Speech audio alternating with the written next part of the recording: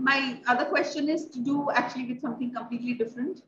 It had always occurred to me, or I think over the last few, recent times, there's been a lot of material that's coming out with revelations about Nehru family and Gandhiji, some very unsavory facts. Some say that Motilal Nehru was in fact not a Hindu or a Kashmiri Pandit as is believed to be.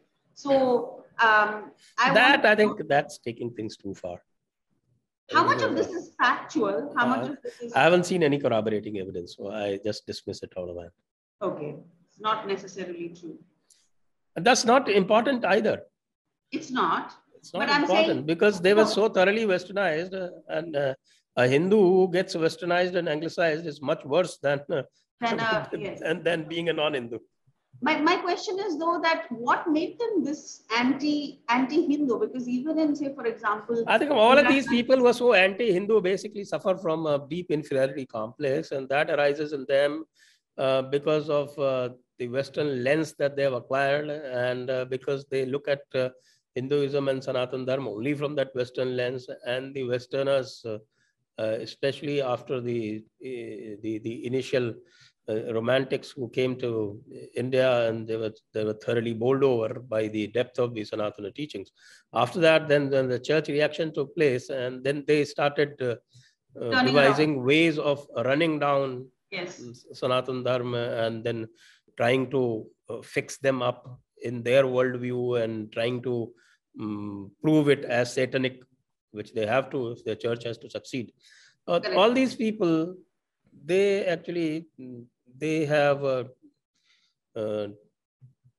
had their drink only from that fountain, and that makes them completely contemptuous of our own traditions without really understanding them. In fact, I have traced it even in Nehru. I have seen that they don't even understand the very basics. The very basics of... He's the man who wrote the Discovery of India. That's the Discovery of India. So in Discovery of India, he runs down Chhatrapati Shivaji, he runs down Rana Pratap, he runs down Guru Gobind Singh. So that's the kind of guy he is. And that's because I think my assessment of Nehru, in fact, I've done a whole show, says that Blunder Boy Nehru series. That's a series. I think 6 or 7 shows on Blunder Boy Nehru. The Blunder Boy Nehru and all these people who are steeped in the Western logic, they are not able to differentiate between the basics. They go with this, all religions are the same, and basically the same, not equal, but all religions are not the same, which I think one of my, what is called principal swan songs, which I have been, I've even written a small booklet. Here it is. Please show us. Yeah. All religions are not the same. Yeah. Is it available online? No, I can share the link with you because I wrote it as a series of articles. So I wrote it as a series of articles. Okay. It's a series of 6 articles, which is available online. It's available on medium.com. I'll share with the link with you. Sure. So basically, I've shown that people do not understand, even very well-read people, highly qualified people. And of course, there's a lot of difference. People also do not understand that qualification, education, and knowledge and wisdom are all different concepts. So people mistake qualification for wisdom, which is never the case. So the Indian way of looking at things, the Indian time concept, the Indian concept of logic, the Indian concept of what is called epistemology, or the system of proof, Pramana Shastra, then the Indian cosmology, the eschatology, the attitude to questioning and science, all completely different. And therefore, all religions cannot be the same. And now I'm going to expand this into a full book. That's my next project. And because I've got too busy with broadcasting that I'm not getting time to do that. Takes away the time from your writing. Yeah. So that is why Nehru is so vapid and so superficial, only because he never understood what Sanatana Dharma is. He was not Aurobindo. Even I think though Subhash was probably a more committed socialist, so Subhash was, but even he had a better understanding of Sanatana Dharma. And of course, he was an intelligent guy. There's no doubt about his IQ. I have a serious doubt about IQ of Nehru. True. And the whole problem was compounded by Gandhi because Gandhi, exactly. Yeah, because he had his own fancies, and most of his fancy came from the Orthodox version of Christianity. Eastern, exactly. The whole the Eastern Orthodox system, the Tolstoy and influence of Tolstoy, and also John Ruskin and Thoreau. Those are, in fact, it's there in his autobiography himself. That is where he derives all his philosophy from.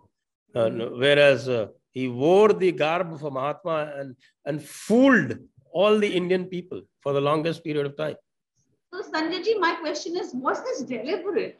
Or was this just a happy coincidence that it just sort of, he played along with, well, there are a lot of theories now going around. Now we are looking for proof. I think it might be proof that basically the British used him. That's the latest theory going around. And he was a stooge, like they say. He was a stooge of the British, because even Subhash said it is now available, that reference is now available. Because, which says that every time he started an agitation and he had the British on the mat, he just bailed them out. Correct. Every time British were in difficulty, he was the one who bailed them out. And of course, the monumental stupidity of starting a Khilafat movement, that is subjugation to a caliph sitting in Turkey. Correct. For the whole world, when you are yourself heading an independence movement in India. In your own, you're a slave yourself. Yes. So that's what it was. In fact, that's a whole problem that arose in Malabar during that Malappa massacre of Hindus and all that was because they thought that the caliphate is coming. In the caliphate, all non-Muslims have a secondary position. That's what the book says. That's there in Fatawa Alamgiri also. Correct. And so that is the whole problem of these people, that at a time when the sources of information for the public were scarce, they manipulated those sources to project themselves as Indian saints and Indian well-wishers and capture the minds of people and led them to their doom. So that's what I mean. For most of us, for all of us, I think my generation, my parents' generation, we were all fed on these lies about the Mahatma, and the whole world has bought the story. So yes, the world is very, very fond of Mahatma because they want you to be weak and they want you to be wishy-washy. So they prefer to yes, they prefer to deal with your Mahatma image, and they can always call you to account and say, well, you are going away from the Mahatma practices. Correct, exactly. So it's easy for them to. Very convenient. It's very convenient for them to get you to toe the line.